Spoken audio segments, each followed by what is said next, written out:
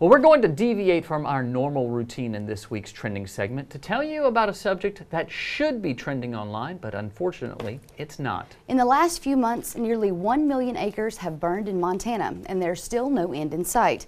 While the national media directed much of their attention to Hurricanes Harvey and Irma, little to no coverage has focused on the wildfires burning in the Northwest. Some Montana residents are posting their own headlines on social media, like this one: Montana, the state the nation forgot. Greg Priet posted this on Facebook. Here's the biggest story in America that no one is talking about. Nearly 1 million acres burned in Montana. People are losing their homes, their land, their livestock, their farms, and smoke is so bad in many areas that people can't go outside. The situation in Houston is tragic, but Montana is no less tragic.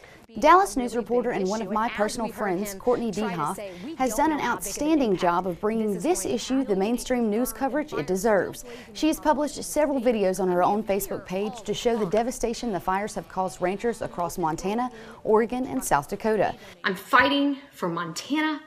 I'm fighting for the ranchers affected by Harvey and the wildfires in the heartland. I'm fighting for my grandma and grandpa, for my mom and dad, for my aunts and uncles. She's also posted ways that you can reach out to help the farmers in that area. We posted a link on our website where you can see all the ways you can lend a hand to the residents and ranchers in that area. And I'd like to say a special thanks to Courtney and others like her who are standing up to give a voice to the rural community who often feels forgotten by the rest of the country. And Avery, I think that we can relate to this.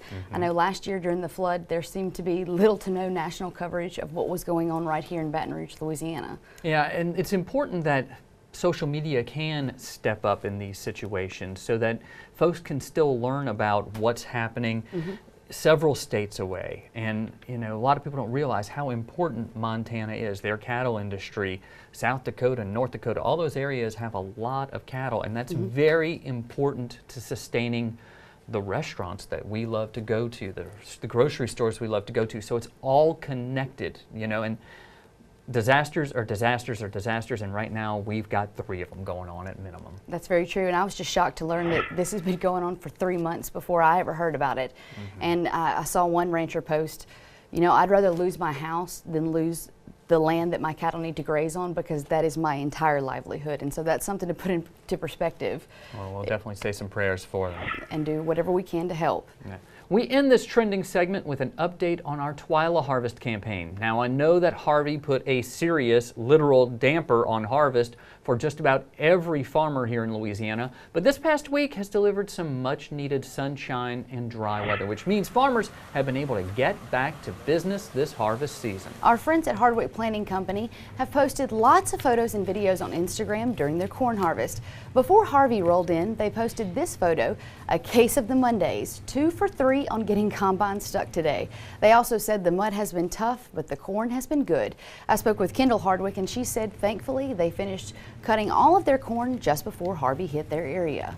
Adam Colhern, a fellow metal fan, posted this pretty neat photo from his kitchen table view with the caption, "Sometimes you have to go to the combine and sometimes the combine comes to you." On Instagram, Leslie Martin Young shared the beginning and the end of her farm's harvest season with us. She posted, "And just like that, soybean harvest 2017 is over." Thankful, of course, Jesse is currently refueling the combine and heading out to help a friend cut his beans, because that's what folks do around here. Harvest season is still rolling in many parts of Louisiana, so that means there's still time for you to share your harvest with us on social media. Whether you're harvesting grain or planting cane, we want to see all of your photos and videos from the field. Share your harvest posts with the hashtag TWILA Harvest for a chance to win a special Yeti-themed TWILA prize pack. And I really want to see some good cotton harvest photos and videos, so bonus points to the person who shares those with us. Well, now it's time for this week's TWILA Trivia. Last time we asked you, which urban area experienced the best view of Monday's total solar eclipse? And the correct answer is C, Nashville. This week our fall-themed trivia question is, red and purple leaves are caused by the presence of which substance trapped in the leaf? Is it A, chlorophyll, B, sugar, or C, sodium? To enter this week's trending trivia contest, simply log on to your Facebook or Twitter account and post your answer with the hashtag TWILA Trivia, or you can always submit your answer on our website at twilatv.org. That does it for this edition of TWILA. Be sure to join us next week when we'll show you how raising bees is vital to all of agriculture. Until then, you can watch all of our stories online at twilatv.org, and be Be sure to like us on Facebook, follow us on Twitter and Instagram. For all of us here at TWILA, thank you for joining us. We hope to see you again right here next week.